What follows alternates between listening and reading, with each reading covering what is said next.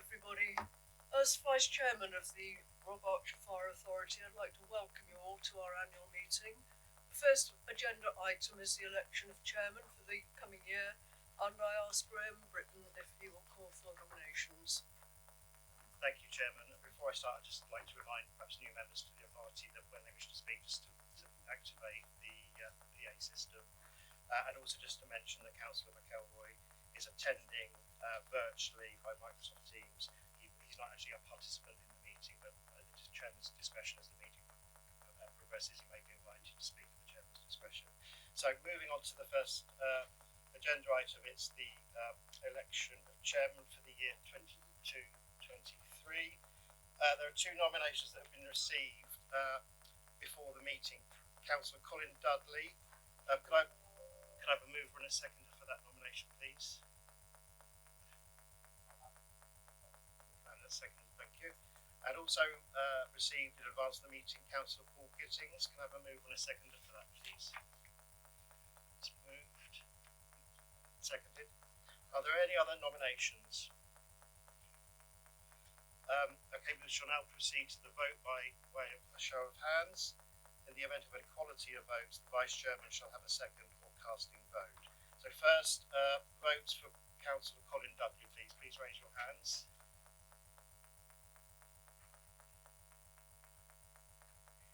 That's 9. And votes for Paul Gittings, please. Please raise your hands.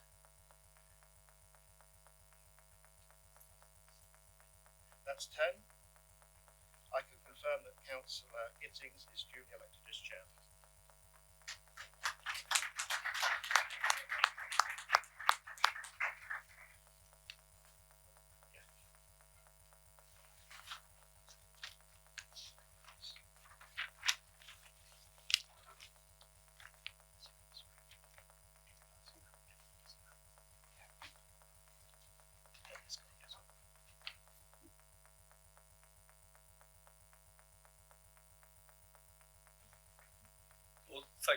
Thanks very much, everybody. I'm going to move now to the election of the Vice Chairman. So, are there any nominations for Vice Chair? Chairman, I'm happy to take. Oh, yeah, sorry. That's right. Yeah, great start. And you might just want to perform the do your declaration of acceptance of office.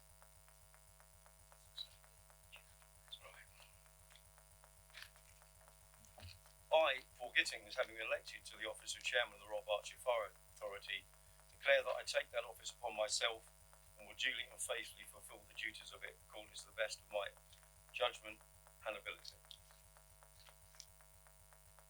Thank you, Chairman. I'm happy to proceed. Yeah. I'll now ask Graham to ask for nominations of Vice Chairman. It's all right, I'm on the script now. Thank you, Chairman. Two nominations have been received for the position of Royal Berkshire Fire Authority Vice Chairman for the year 22-23. These have been proposed outside of the meeting. I just need a move and a seconder. Firstly, for Pauline Hellier-Simons. Thank you. And the other nomination is for Councillor Shepherd-Bay. Can I have a mover and a seconder, please? Thank you. Seconded. Are there any other nominations? Okay, we will proceed to the vote by way of a show of hands. In the event of an equality of votes, the Chairman shall have a second or casting vote.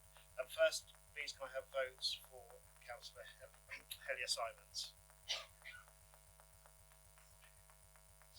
thank you. And for Shepherd-Bay, please.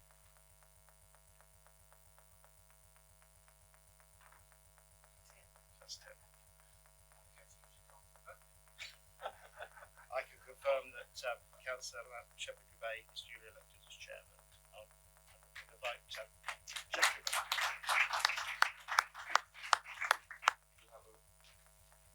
Invite Shepherd-Bay to do the declaration of acceptance of office.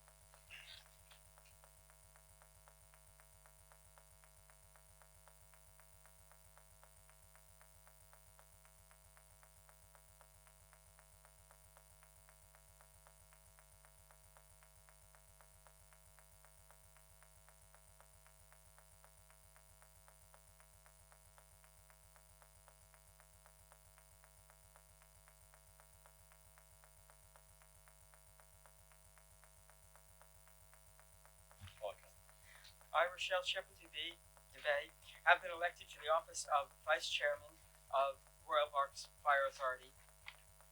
Declare that I take the office upon myself and will duly and faithfully fulfill the duties of it according to the best of my judgment and ability.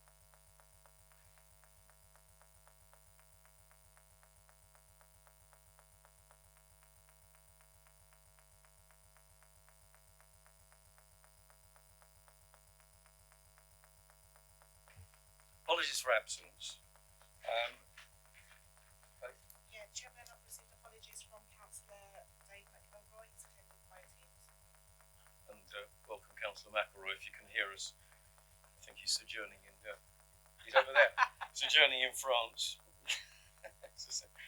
Okay, agenda item 4: declarations of interest. To receive declarations from councillors relating to items to be considered at the meeting in accordance with the provisions of the Fire Authority's local code of conduct, and any from officers. Any declarations of interest? See none. Agenda item 5: minutes of the meeting held on the 28th of April.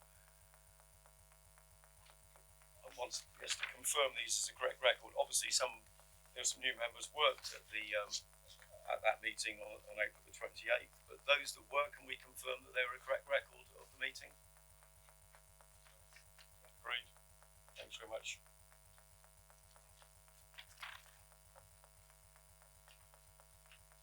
Agenda item 6: petitions and questions from the public.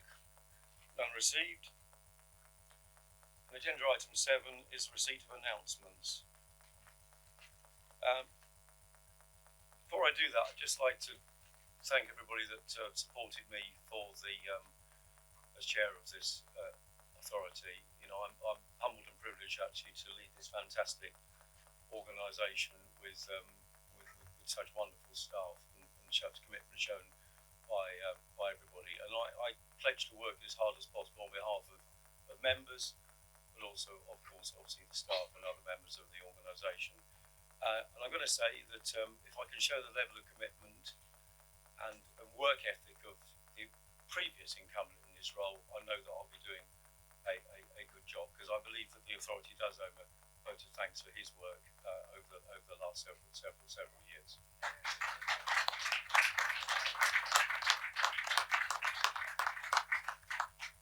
And I'm reminded that the Fire Authority, is a sum of its parts, which is all 20 members of this authority, and so I'm hoping that we can all work together through the committees and the various working groups to achieve our objectives, which is obviously to keep the people of Berkshire safe, but also to move this organisation on in the way that we want, to the benefit of all staff and also all members of the community. So I just wanted to say that before we got into the more formal parts of the announcements.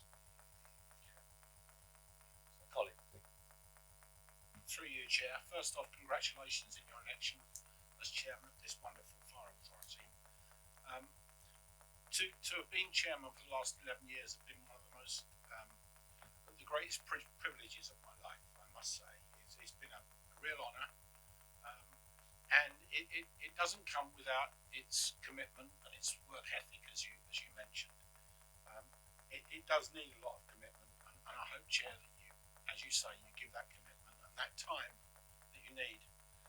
One thing I would like to say is that I've been supported over the last 11 years by many great members and officers in the fire service, and that's been why it's been such a privilege to have served. If I give you one piece of advice, Chair, you can take it as you wish, is that always remember that you stand on the shoulder of giants. Our firefighters and our staff are giants in this community, and any plaudits or any praise that we get as Fire Authority members is because of them. And I think if you remember that one thing, you'll be fine. Thank you. Thank you very much, Colin. Well said. Absolutely. Okay, at this point, right. Sorry. I really would just love to reiterate what Colin has just said. From my point of view as a vice chairman, It really has been the most enjoyable and the most rewarding job I've done in the whole of the 40 years that I've been a borough councillor, and that there's been nothing that's given me more pleasure and more satisfaction. And it is because of the great people we work with, not just the members who are very, very committed, but the guys that are in the fire service itself.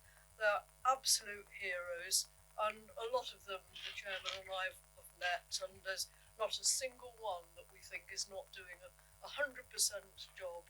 And so, Chairman, I hope that you continue to enjoy their company and their work, and it really is the best fire service in the whole of the country, as I hope our future inspection will show. Thank you. Thanks very much. Agreed. Absolutely concur with those remarks. Thank you very much, Pauline. Okay, so at this point we get to the welcome to the new members. I'll extend a warm welcome to councillors. I'm going to pronounce it B. Aloko, Dave McElroy, via video link from in France, Mike Smith, Kikdar, Morak Morvan, and Sandra Malik, joining us for their first Fire Authority meeting today. I believe you've already received your handbook and fob, these wonderful fobs that get you access to buildings, all the fire stations across the county. You'll also find on your desk an envelope with your name badge and Fire Authority crest. So I hope you've all got those on your desk. But sadly, we do say goodbye and send best wishes to Angus Ross, Jane Stanford Bill, Avatar Chimar, Ajinda Minhas, Garth Simpson and Alison Swadden, who have stood down from the Fire Authority. I'm sure you'll all join me in wishing them all the best in their future endeavours. Farewell to independent persons. Mr. Penfold and Mr. Cumben have served as independent persons since 2015. They both decided to step down from their appointments at the end of the term in June 2022. They've consistently made themselves available throughout the years, despite the infrequency of the requirement of their services. We'll be remiss not to thank them for their commitment and availability to the Fire Authority for the last 7 years. So thank you to Mr. Penfold and Mr. Cumben.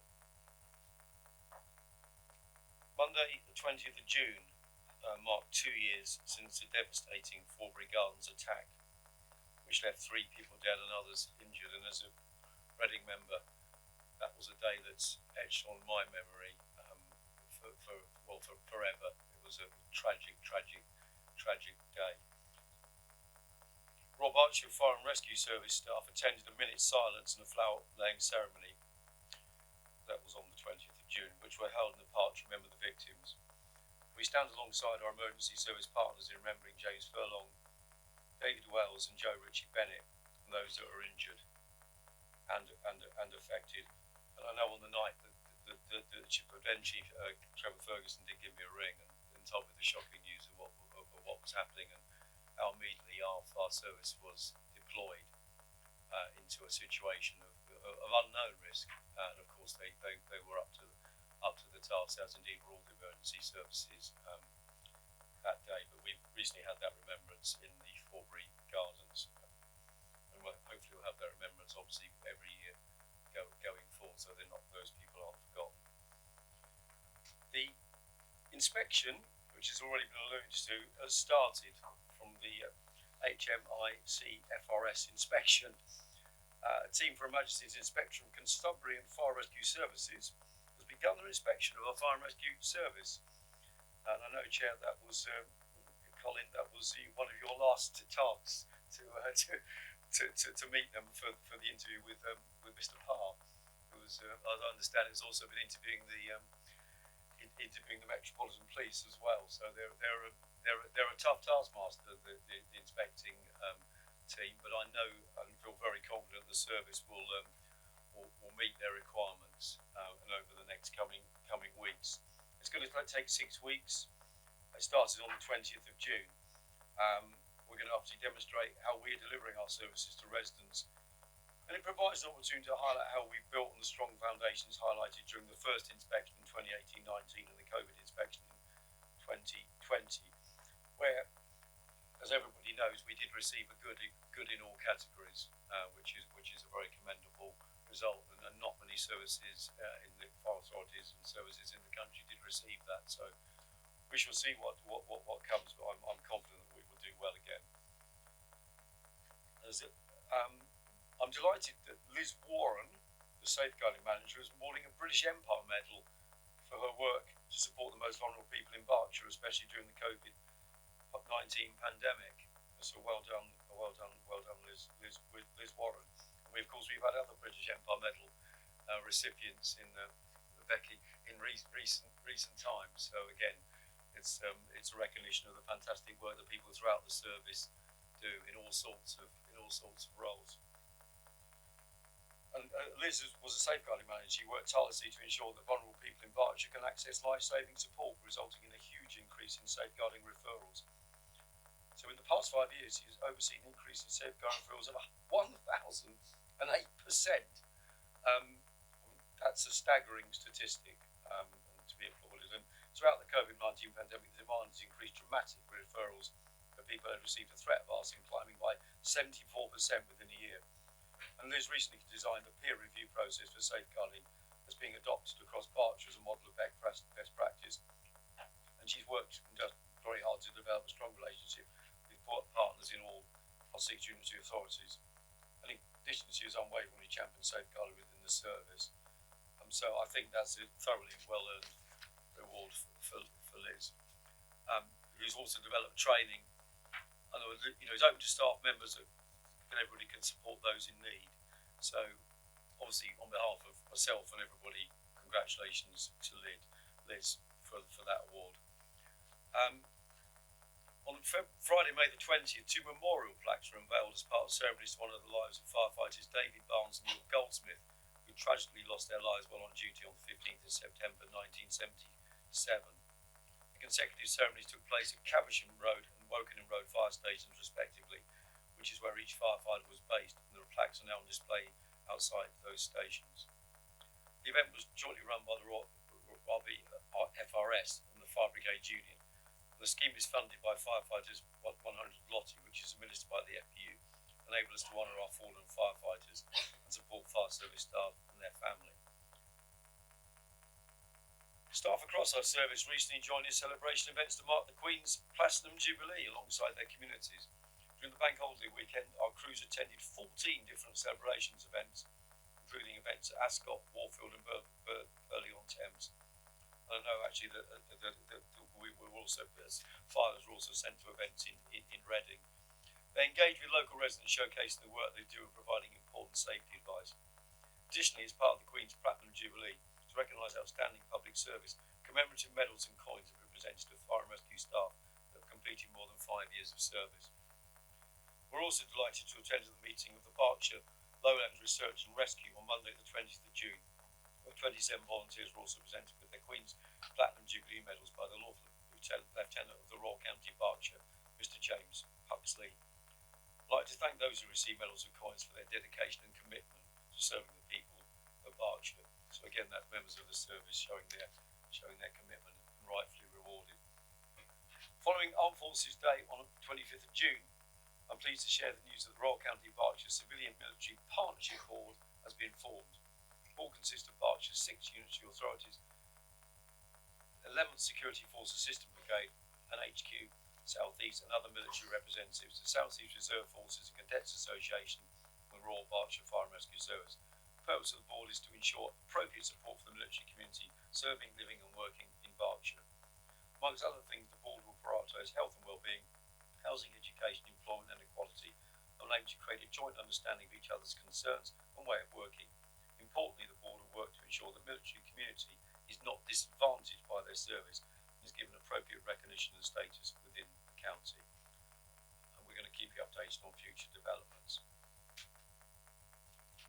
We welcomed 6 new on-call firefighters into the service last month after they completed their initial training course. To mark the first milestone on this journey, 4 of the recruits were recognised at Whitley Wood with certificates, working them into the service. Sadly, the 2 other recruits were unable to join the day but received their certificates later on. Having completed the first 2 weeks of basic training, the new starters will join colleagues at their stations where they will continue their development. On Sunday the 19th of June, Maidenhead Fire Station hosted the service's first open day since the beginning of the COVID-19 pandemic. The station welcomed hundreds of guests from the local community, and thanks to their generosity, they raised a staggering £1,500 for charity, which will be split between the Firefighters Charity and the Brett Foundation, a Maidenhead-based charity which supports the homeless and families that are living in poverty. There was a lot of fun to be had on the day, but crews were also able to raise important safety messages and demonstrate the work they do. Information about recruitment was also provided to those considering a career in the fire and rescue service. I'd like to thank everybody who supported the open day and helped to make sure it was a resounding success. And the day would not have been possible without all your hard work. Finally, item at 19 on the agenda, list upcoming member development courses and station visits. Please note the station visits planned for Maiden and Bracknell stations in September will be rescheduled and confirmed to all members via email. So that concludes the chairman's announcements. Obviously, there's been a lot going on over the last several months. I know there will continue to be so, but thanks everybody who participated in those events and contributed to that. Okay, we move on to agenda item 8, issues arising from the Audit and Governance Committee. No reports have been referred by the Audit and Governance Committee. Agenda item 9, questions from members. None received. Agenda item 10, notions of motions, none received. Agenda item 11, recommendations of committees. There's a recommendation to note agenda item 15, annual report on governance, was recommended by the Audit and Governance Committee on the 23rd of March 2022. That's the item obviously late in the agenda. Agenda item 12, appointment of committees, lead members, member champions and outside bodies for the coming municipal year. The list of nominations received in advance from the group leaders is to be tabled at the meeting. And Graham, you've received our tabling, is going to present the report. Thank you, Chairman. I won't take members through the proportionality parts of the report. I'll take members first straight to recommendation 2.1, which is to appoint nominations from the group leaders onto the two standing committees. I think for good order, I'll just read those nominations into the record before it goes to the vote. The Audit and Governance Committee will comprise of the following councillors: Tina Mackenzie Boyle, Councillor Linden, Councillor Bateson, Councillor Loco, Councillor Dar, Councillor Malik, Councillor Brown, Councillor Glenn Smith, and Councillor Mulvern. Management Committee will comprise the following members: Councillor Dudley, Councillor Harriet Simons, Councillor Pennyworth, Councillor David Cannon, Councillor Dexter Smith, Councillor Gittings, Councillor Lovelock, Councillor Bay, Councillor Brooks, Councillor Werner, and Councillor McElroy. I just need the formality of the vote, Chair. So, are we all agreed on those positions? Can I propose a seconder for that? Jeff? A seconder for all those committees? Yes. That's carried. That's carried. Okay, I think. Second recommendation is at 2.2, and that's to agree nominations into special responsibility of ambulance roles, and that's set out in table 6 of the report. I'll take nominations for lead member and member champions, each one in turn. If there is more than one nomination for a group position, there will be a vote by way of show of hands, and the quality of votes, the chairman should have a second cast of vote. As you mentioned, Chairman, these have been received and tabled in advance, but I think for good order we should just get these moved and seconded. In terms of the first position of budget and income generation lead, we've had a nomination for Councillor Brooks. Can that be moved and seconded?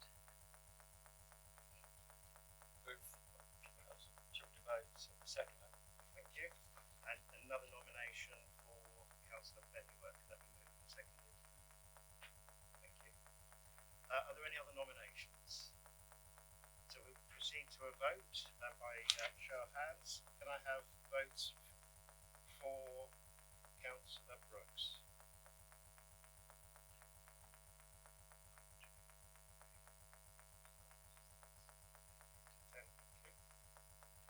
And for Pennyworth? That's 9. So Councillor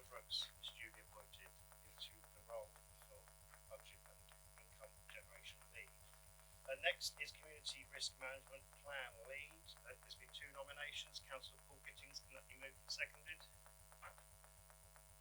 Thank you. Thank you. And the other nomination is Councillor Dexter Smith. Can that be moved and seconded? Thank you. Are there any other nominations? There being no other nominations, we'll proceed to a vote. First, Paul Gittings.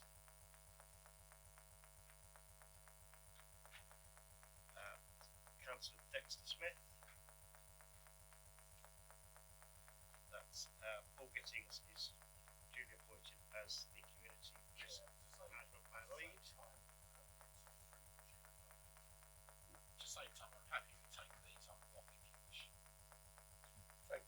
Thank you much, Councillor Dudley.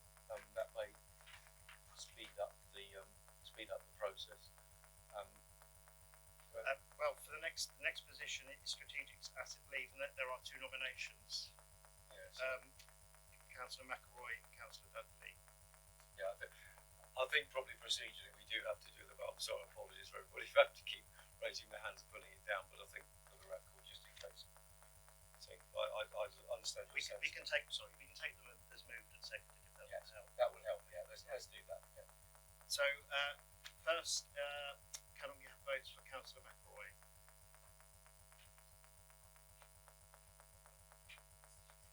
Thank you. Can we have votes for Councillor Dudley, please? I can confirm that Councillor Dave McElroy is appointed as Strategic Assets Lead. That's the first person appointed while in France, but At least he's not French. yeah. Next, Chairman, is Collaboration Lead, and again we've got 2 nominations for that one position, so we need to put that to the vote. The nominations are as follows: Councillor Simon Verner and Councillor Cannon. There being no other nominations, we'll put that straight to the vote. First, Councillor Verner. Second, Councillor Cannon. I can confirm that Councillor Verner is appointed into that position of Collaboration Lead.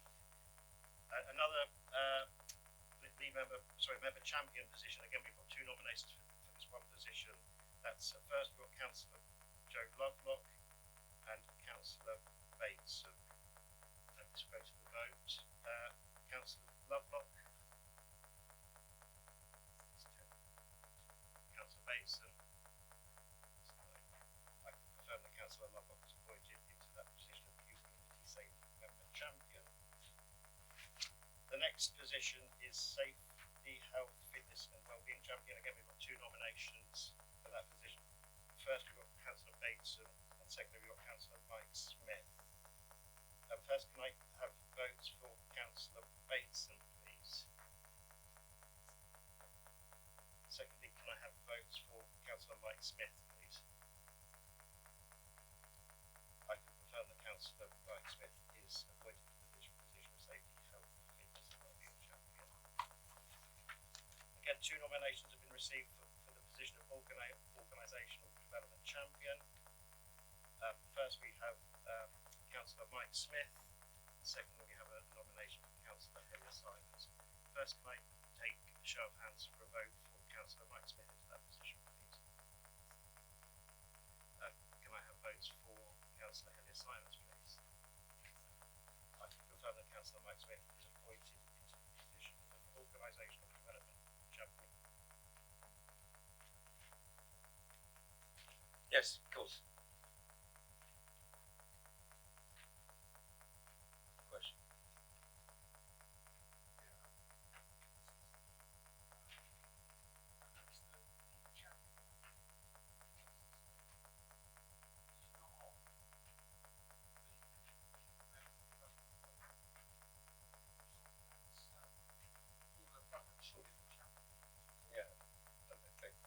Well, I'll address that, and obviously we're going to come to those because I'm going to make some proposals regards those. Chairman, yes, may I speak when we get to yeah, that of course, point? absolutely, yeah.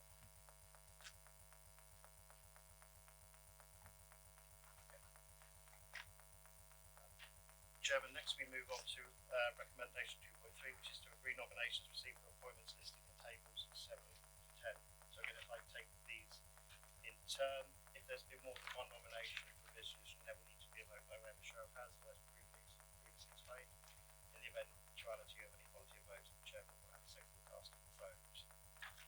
Now, the first positions available are the two positions on the Thames Valley Fire Control Service Joint Committee. Now, there are two positions and four nominations. The four nominations, which I'll take to be moved and seconded as follows: Councillor Joe Lovelock, Councillor Tony Linden, Councillor Simon Werner, and Councillor David Cannon. I'll just check if there are any other nominations for those two roles first. No, okay. So, as I said, there are four nominations for two positions. So, can I have a show of hands, please, for Councillor Joe Lovelock?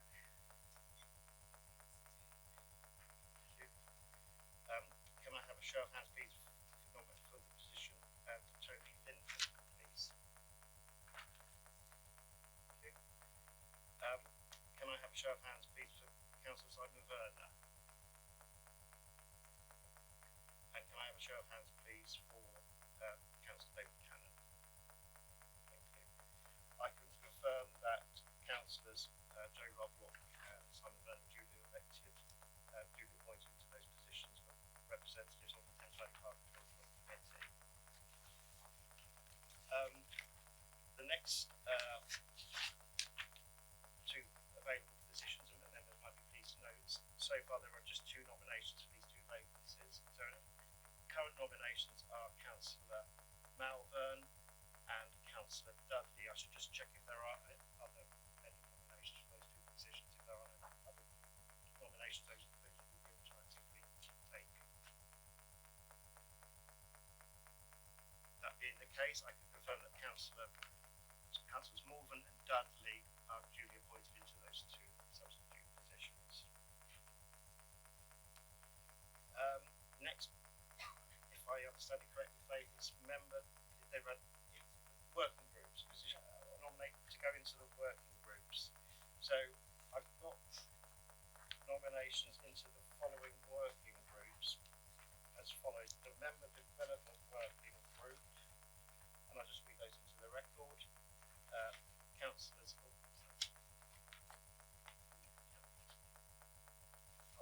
So, Paul, you're so Maybe I should have waited until Graham had read the names out, but as the previous champion for organisational development, although the portfolio does contain staff development, at least 95% of my work was about member development, almost entirely to do with member development, and I'm a bit concerned that the new OD champion is not even on the member development working group, which would leave him almost nothing to do, and yet no doubt he'll still be claiming an allowance.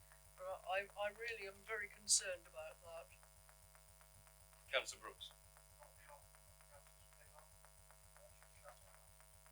Well, that would be a good idea, but not necessarily the extra. Yeah. With the member development working groups, I mean, I spoke earlier about everybody member getting involved, and I'm keen that all parties are represented on those groups.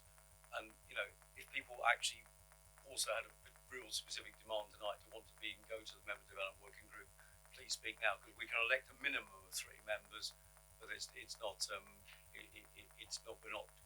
tied in stone. As I understand it, it's a minimum of 3 members. So we have made nominations, but I you know, as Councillor Brooks has done, he stood down from his role and he's going to.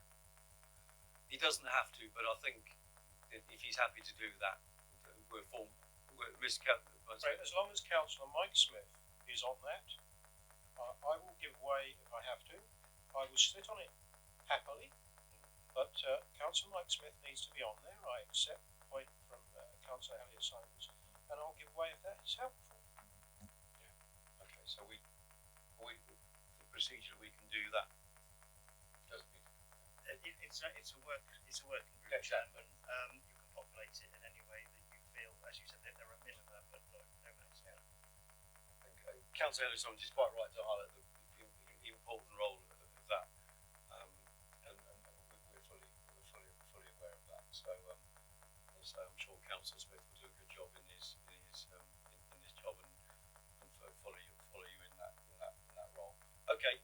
So shall I read into to the record those members, Chairman? Yeah. So we've got Councillors Malik, Councillor Brooks, Councillor Mike Smith, Councillor Elliot Simons, Councillor Bennyworth, and Councillor Kenty Boyle.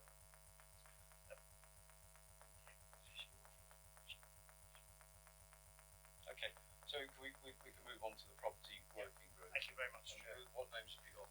Got the following names, Chairman: Councillor Starr, Councillor Werner, Councillor Elliot Simons, Councillor Linden, Councillor Dexter Smith, and Councillor McElroy. Good. Okay. Well, is everybody? I think that's a good representative sample. It's important that Councillor McElroy or Strategic Assets listens on that group. So that's good. Thank you, Okay, Chair. we can move on. Thank you, Chair. Now we move on to some other appointments, and again, where there have been more than one nomination into one position, it's going to a vote. So, in terms of the LGA representative, Chairman, we have two nominees, which I cannot take moved and seconded, both of them. First is Councillor Gittings, the second is Councillor Elliot Simons. If there are no other nominations, we'll take a vote and those taking those in turn. So first, can I have a show of hands for Councillor Paul Gittings, please? Can I have hands in favour of Councillor Elliot Simons, please? Thank you. I can confirm that Councillor Paul Gittings is duly appointed as the LGA representative. Again, two nominations for one role, and that's the LGA's representative substitute. Taking those in turn, I have nominations for Councillor Shepherd Bay, Councillor Tina Mackenzie Boyle. I'll take this to a vote, Chairman.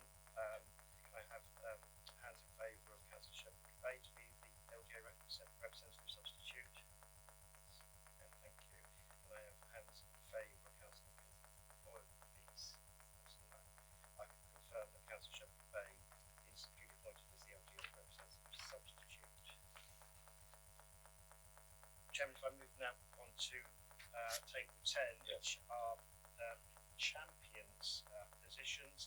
Again, we've had more than one nomination for the following positions. First, Armed Forces champion, Chairman, we have two, which is Councillor Shepherd Bay and Councillor Tony Linden. I should just check if there are any other nominations for that position. No, we'll go straight to the vote. Show of hands, please, for Councillor Shepherd Bay as the Armed Forces champion. And show of hands for Councillor Tony Linden, please. So, I confirm that Councillor Shepherd Bay, Rachel Shepherd Bay, is appointed into the Armed Forces champion position. Next, Chairman, is Equality, Diversity and Inclusion champion. Again, we've got two nominations for one position. Nominations received in advance are Councillor Mulvan and Councillor Tina Mackenzie Boyle. There are no nominations. Go straight to a vote by show of hands. Councillor Mulvan, can I have a show of hands for Councillor Mulvan, please? Can I have a show of hands for Councillor Mackenzie Boyle? I can confirm that Councillor Mulvan is appointed into the position of EDI champion. Chairman, I think that concludes all the appointments. Yes. The final recommendation is for members to agree the role descriptions, which is set out as Appendix A. I state that this through in detail. Do we all agree with the role descriptions? Everybody in agreement? Thank you, Chairman. Okay. Thanks very much, Graham, for taking us through that, and apologies for members for the somewhat torturous nature of that situation. But I think constitutionally we had to do that.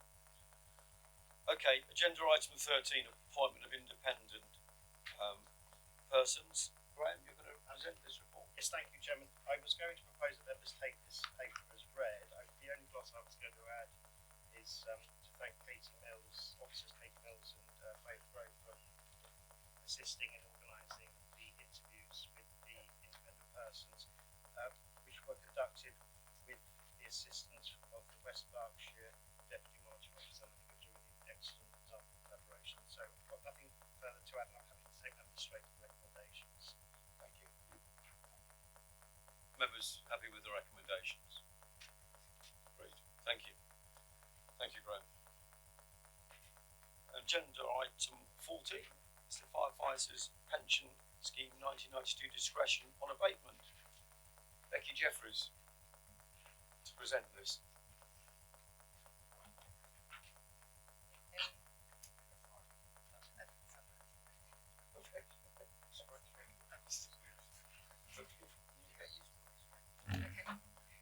Thank you, members. This paper seeks the Fire Authority's discretion to not apply abatement to any firefighter pensions in payment for successful applicants into driver trainer positions.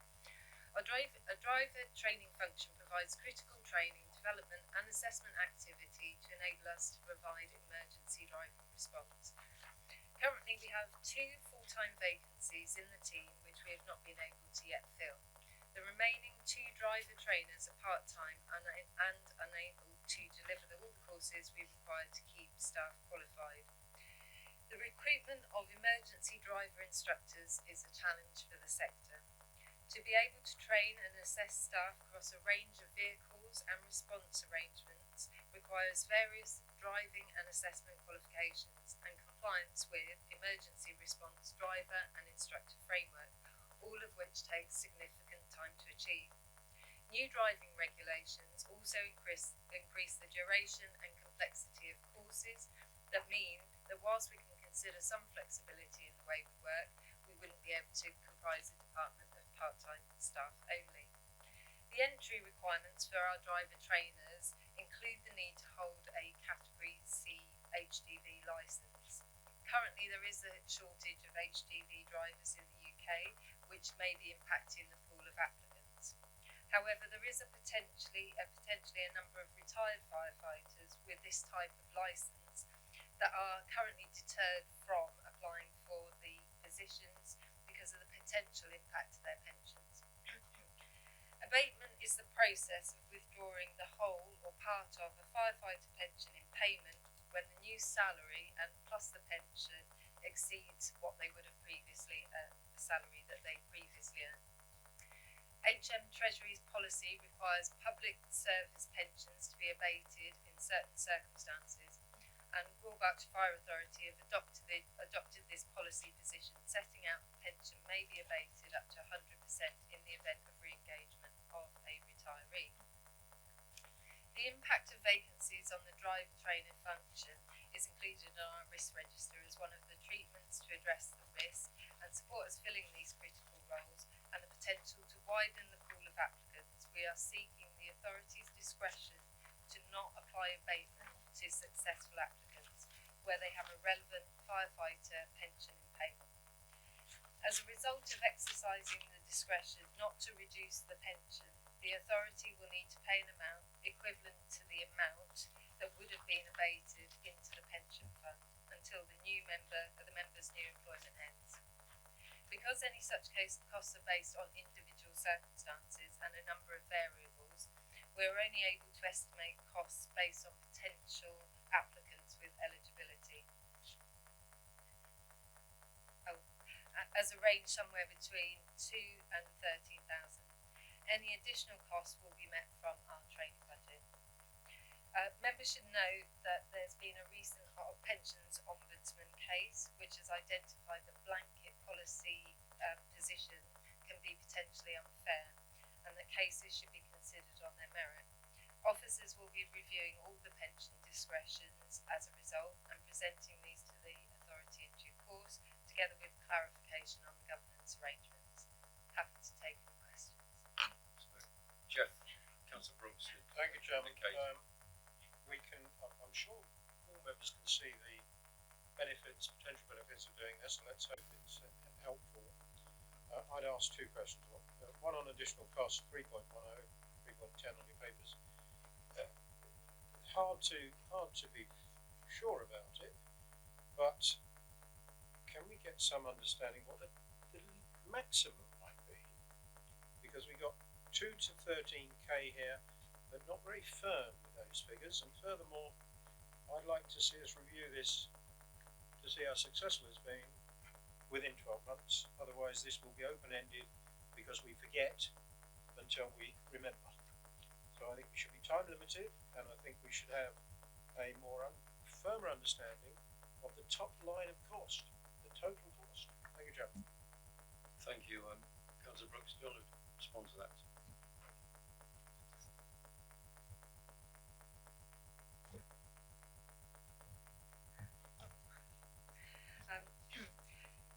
I think in relation to the cost, it is very difficult. There's just been some recent guidance which we reviewed yesterday, actually, which is talking about providing services with some abatement guidance, because there isn't any that had previously existed had been withdrawn.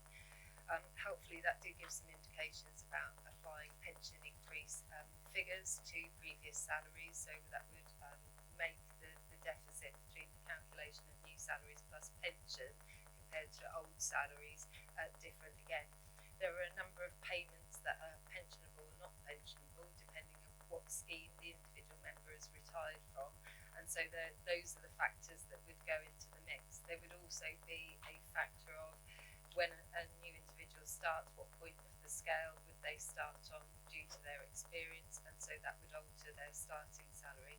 So we do know there are a number of variables, and in providing these figures, we've looked at some of the potential the positions that people might adopt or come from, retired station manager or retired lower rolled individual, to come up with this range. I think beyond that, it's probably not possible for us to, other than working on individual matters, pick that up. In relation to your second point about time limit, the difficulty with we will be going for a round of recruitment, and on that point of recruitment, the subject to members' decision here today, we would seek to advertise and recruit to the position with individuals understanding that they wouldn't have their pension abated should they be able to be successful in that position. I think obviously if we were to limit it in terms of time, that would have an impact on their pay in a future sense, so that sorry, okay, I misunderstood. Peggy may have misunderstood. It's not about limiting how long the abatement for a particular driver exists. I think that should carry on as long as they come and help train our drivers, through you, Chairman. It should be the policy here to say, in a future round of recruitment, we affirm that this policy still exists. So, other than it just running and running. And the point, since I have the heavy burden of finance lead from about 20 minutes ago. Jeff, have you got a question? My question, yes, is, well, it's not a question, it's an important statement actually, that we should be able to put a limit on what we commit in expenditure now in this recommendation, to be reviewed at a certain point, perhaps through the management committee. Well, so you can try and shut me down, but I'm saying don't give an open-ended agreement here this evening. Please. We're in the questions part, and then we can obviously move to the actual motion afterwards. If you want to put forward a recommendation, additional recommendation, obviously that's fine. That's fine, Jeff. As I say, we're in the questions part as well. So, Becky, did you want to just quickly respond to some of that again? Thank you. Yeah, sorry, I misunderstood what you meant by time limited. I think, as I indicated, the pension ombudsman case position means that actually we'll be bringing all the discretions back through for revision and consideration by the authority, and that will certainly give us the ability to take account of those cases and how they ought to be applied in terms of discretions and the governance of pensions and service. Councillor Smith. Interesting proposition. Can I just ask the cross payments back from the authority to the pension fund? Is it just salary, or does it include all of the on costs of national insurance and also the administration costs? The figure that we pay is the amount that would have been taken off the individual's pension had we abated them. So currently, if somebody joined us and their salary and their pension exceeded what they previously earned, their pension would be reduced by that amount. That is the same amount we would have to pay into the pension fund. So what they are not losing we would need to add into the pension fund. From the guidance that we looked at, unless Colin's got anything further to add, it is just the same amount that we would be taking off the pension from the member had we abated them. Yeah, just to say it's the pension that's abated. The pension that's Any more questions? So for new members, it's an immensely complex area which takes some level of understanding, and it's something we've been grappling with for a number of years. Is that fair to say, Becky? So it is complex. But any more questions? So I've got a recommendation to agree to exercise the discretion. Anybody got an additional recommendation they wanted to make? Jeff? Well, as I was trying to indicate earlier, I think there should be some sort of amount that the head of finance can keep track on and report back to members if we're exceeding that amount. And I suggest £25,000, which I think is something that could be monitored as a commitment. Once you take on a driver, you commit to this abatement, and you'll have an understanding of what that financial commitment would be. And I think we should have that reported back through management committee, finance lead, however Conor Burns would like to do it. Otherwise, it's open-ended, Chairman, and I don't like open-ended. Well, I don't think you've obviously taken on the budget lead. No, I'm happy for that recommendation that we would be reporting this on a regular basis to the management committee when the figure exceeds 25,000, because that's we're starting to get into sort of money which does have serious budget implications. Councillor Dudley. Thank you. Is that 25,000 total or 25,000 a year or? Thank you, Councillor Dudley. Thank you, Councillor Dudley. Councillor Dudley, if I may come back, I think when the sum total over however many drivers is going to exceed 25,000, we should be made aware, because we've got 13,000 in here, and I'm suggesting double the amount committed, whether it's one driver or several. We get a report on it, because it can go out of control relatively quickly. Thank you. Councillor Dudley. Sorry, Chair. Is that per year? Yes, sorry. Yes. In the year, yeah. Per year, yes. From the chair, I'm happy with the recommendation and say it can go. We can in other words, we can keep an eye on it through the management Recommendation with that amendment. with amendment, which there's a cap. Yes. I'm struggling to capture the amendment at the moment, Chairman. So I'm going to perhaps suggest that if the head of finance has got a form of words that he could suggest in terms of capturing that. Do a form of words, Councillor Brooke. Do a form of words, and we can agree on, then we can move. So we've got the recommendation.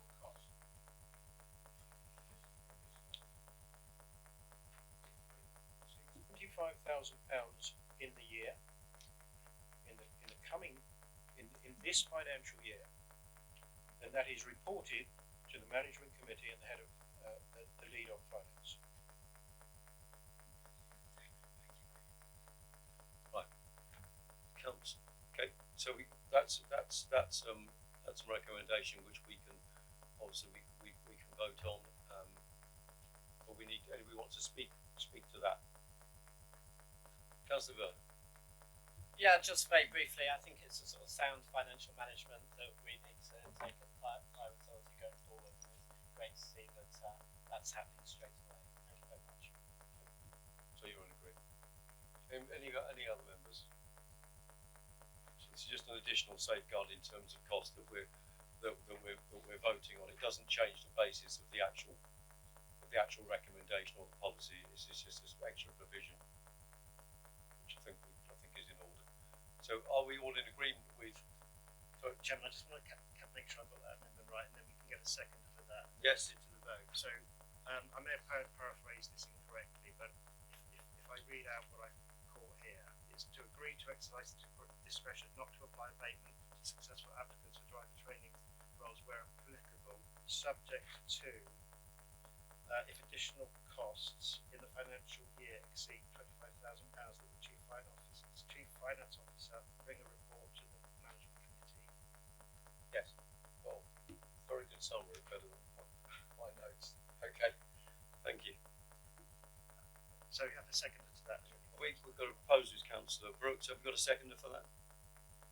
As a shepherd debate. Yeah. Okay.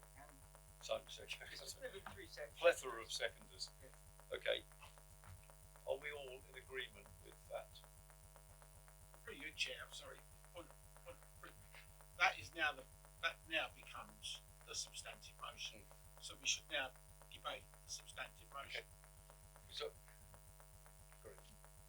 We've incorporated that into the substantive motion.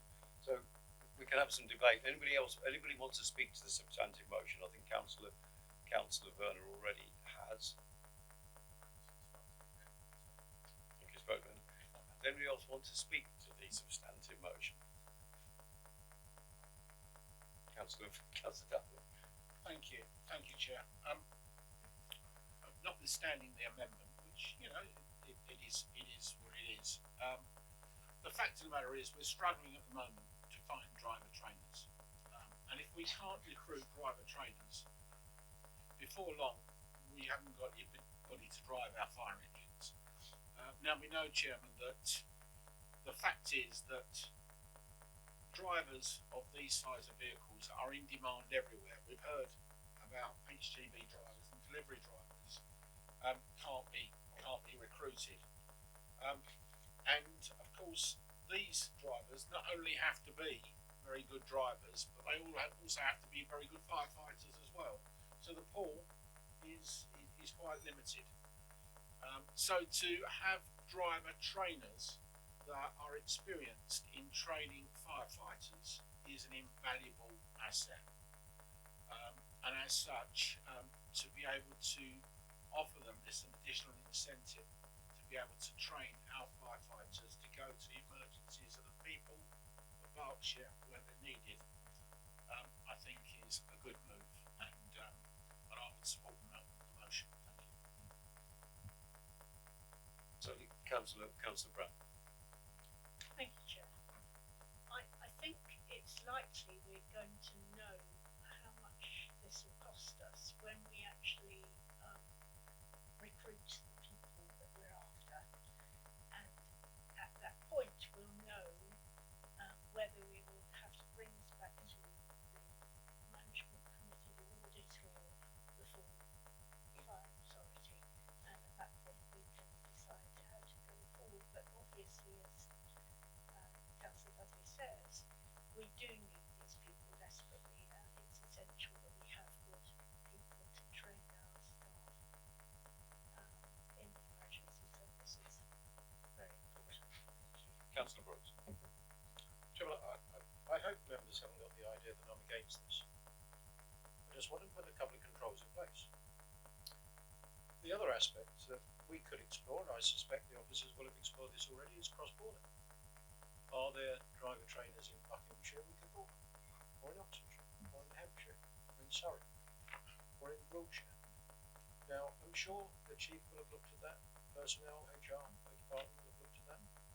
So, but I am supportive of what we're trying to do here. All I'm saying is, in my amendment, and actually it's twice as much as 3.10 suggests, is that at £25,000, it's referred back to say we're making progress, but we're spending more than we expected.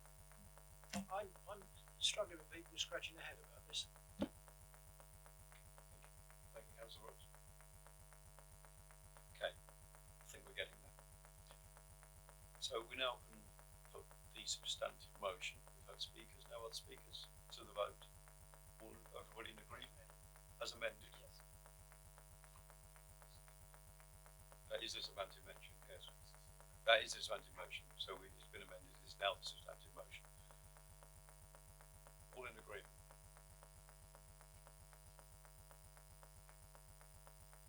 Okay. Thank you. Chairman. That's carried. That's carried. Yes, that was unanimous. It was not this 10-9 split. And let's say thank you for some reminders there of substantive motions and amendments. The chair will be in better form at the next next meeting. Agenda item 14, the Firefighters Pension Scheme 19 we've done. Agenda item 15, the annual report on governance. Vicky Richards to present this report. Thank you, Chairman. This paper is a backward look and looks at the annual report on governance as presented by the then Chair of Audit and Governance, Councillor Mackenzie Boyle.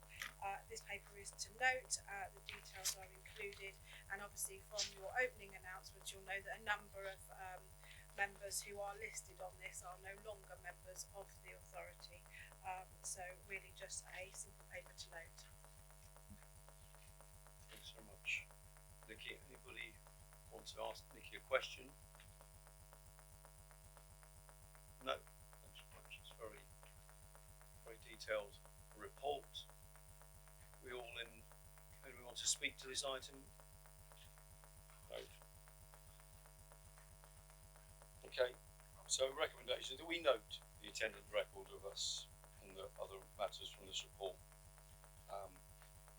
Is that noted? Great, thank you.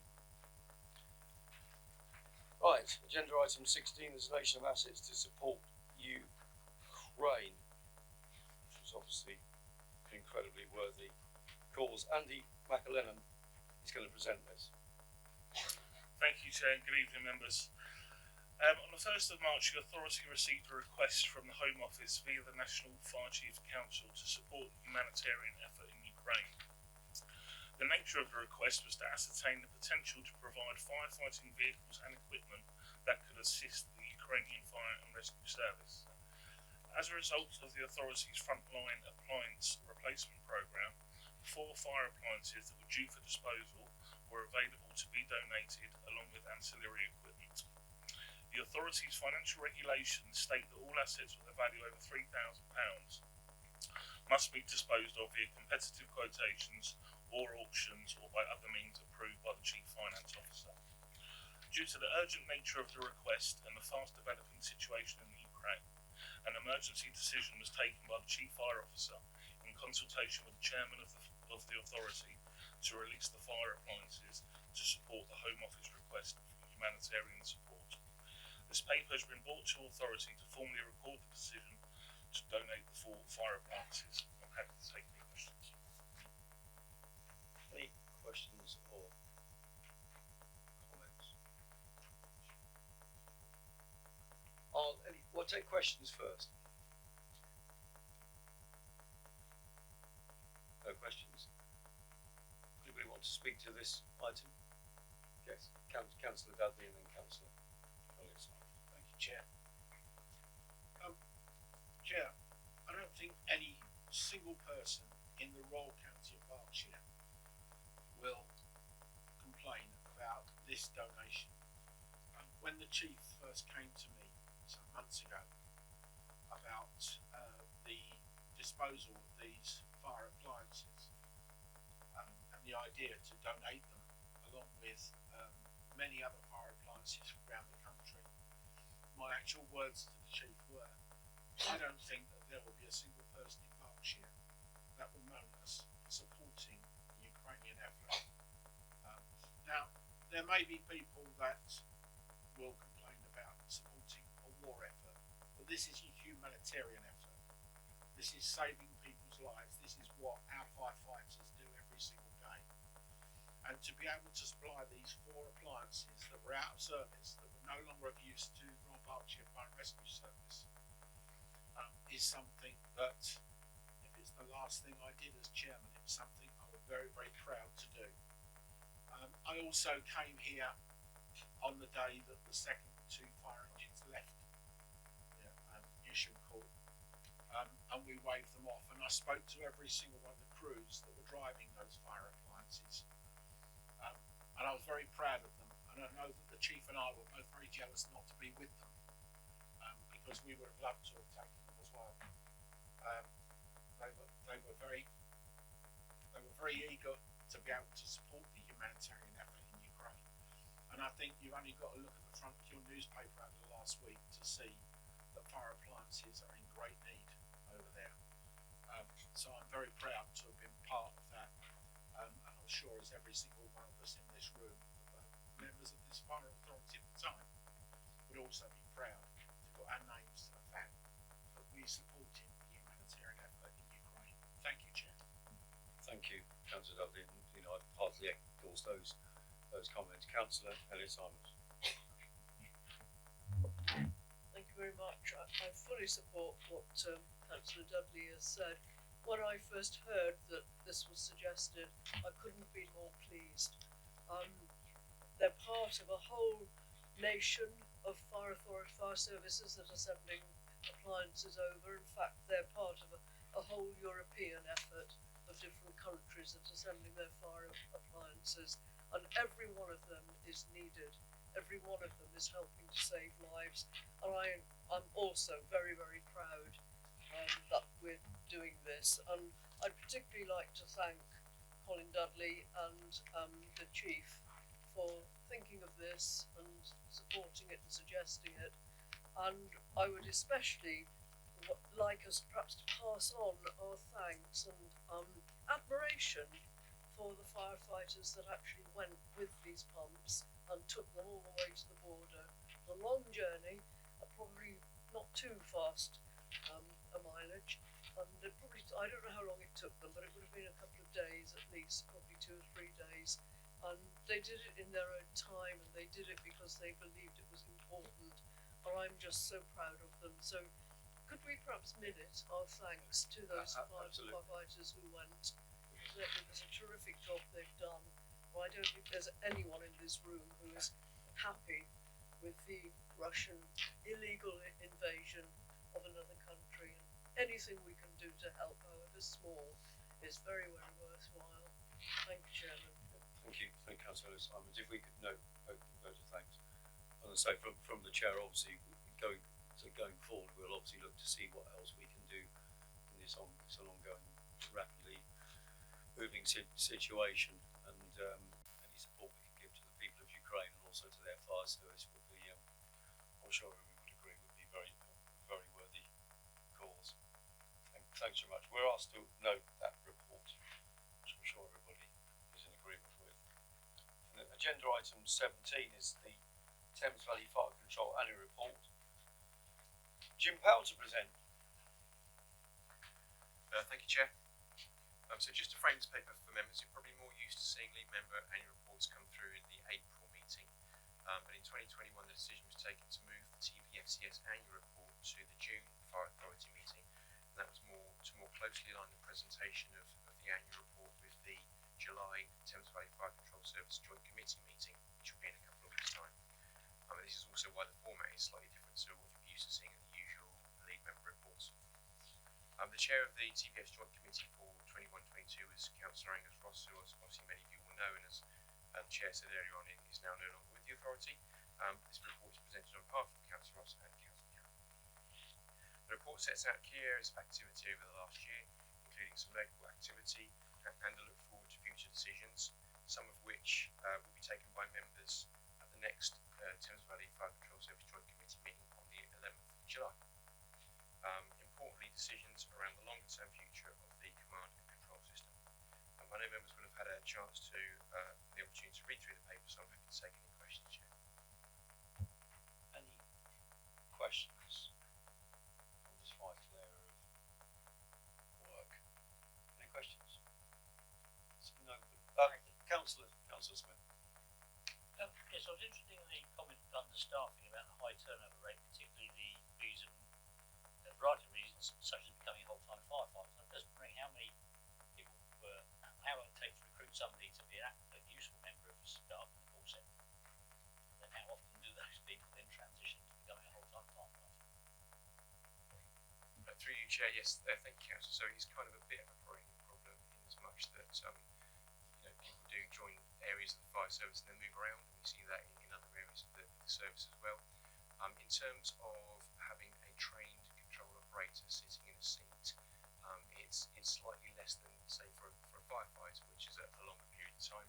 So recruitment processes run for, as they usually run for, say, a couple of months. But in terms of that training, there's an initial 6-week recruit training course that we run. So after that, they join their watches. Obviously, there is ongoing professional development that occurs, and there's a development program and all that kind of stuff. So to become fully competent sat in a seat within about 6 to 8 weeks' time if you take in leave and stuff like that.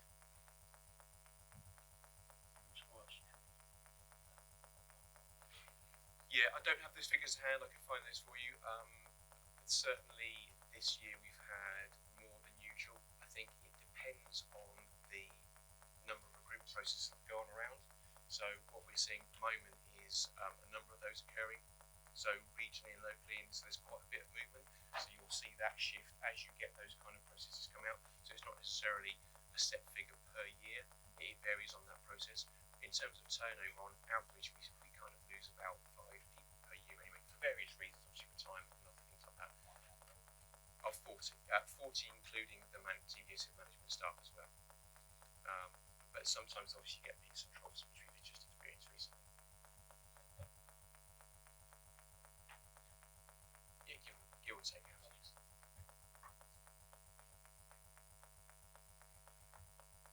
Councillor Brown. Can I just ask, in point 363, it mentions the application of cork challenging. Can you tell me what that is, please? Yes, again through you, Chair. Thank you, Councillor, and maybe councillors members will be familiar with the subject of call challenge, which came up when we discussed the automatic fire alarm consultation last year. Now I think it was. So yeah, basically what we'll do in the control room is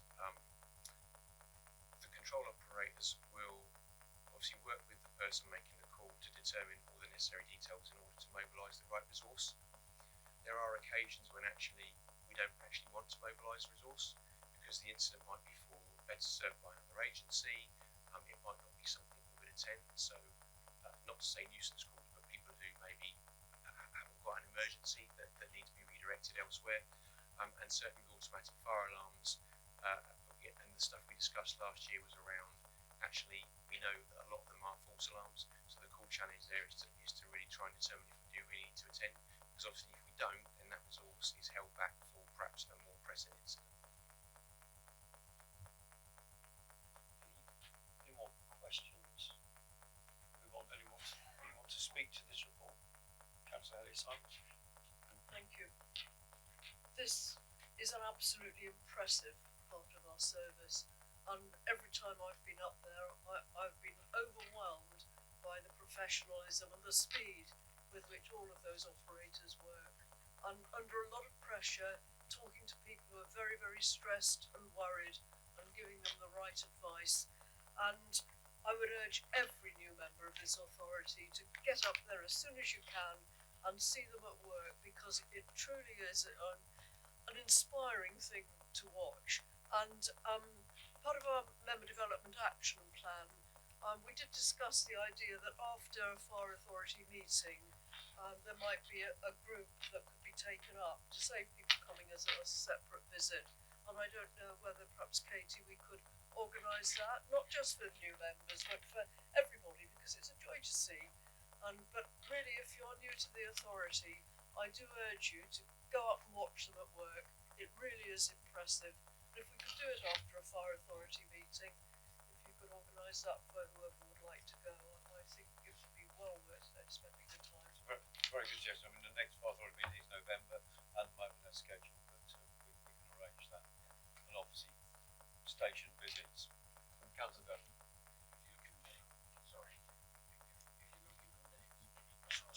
There is, it says that next control visit is actually planned for the 28th of July. Yes. It's yeah, I know. Yeah, it's fine. So there is a 28th July visit, and as I say, I've visited myself. It's well worth going and see the fabulous work that's carried out across the 3 counties. Okay, it's an excellent example of collaboration. Exactly. All right. We're asked to note that report. Thanks, Jim, for presenting it. Agenda item 18 is the forward plan. Please look to the forward plan, put things in their diary. Councillor Brooks. Chairman, I note on page 91 the annual outturn, pension governance discretions, Q4 clients availability, going to management committee 18th of July. Unless I'm missing something, I'm looking at the meeting of the management committee that will take place on the rising of this meeting, and it says the next meeting after tonight will be the 11th of October. I've got the 18th of July in my diary. Yes. That looks like a typo. I looked at fate, I'm pretty sure it is. I've got the 18th July in my diary.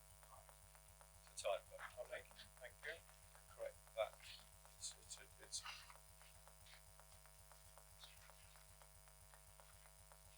okay. So everybody happy to note the floor plan with that amendment. And agenda item 19, the member development courses, which we referred to. And I've referred obviously to the Bracknell Maidenhead Fire Station visits. They're going to be confirmed. So there's a list of member development courses, and the new members, this authority is, I think we could pride ourselves on member development and the work done in the past by those in charge of that in that area. It's very good training. Would recommend obviously visits to fire control, visits to stations, make sure that people know in advance you're going, and do that through the correct way. Don't just turn up at the station with your new fob. Yeah. So, but I think that's excellent. So, can we note these those courses? Agenda item 19, and then agenda item 20 is the minutes of the Stepney Commission. We're asked to note those. Those have been published on the website as well. Okay, we're getting there. Agenda item 21, date of the next meeting, certainly of this full authority at the moment, is the Tuesday the 1st of November at 6:30 here. At this point, I've got to remind you that the Rising of the Fire Authority Management Committee and Audit Governance will meet to make their appointments, and the Management Committee is going to convene first. And it's got a little note here saying terminate video recording, so at that point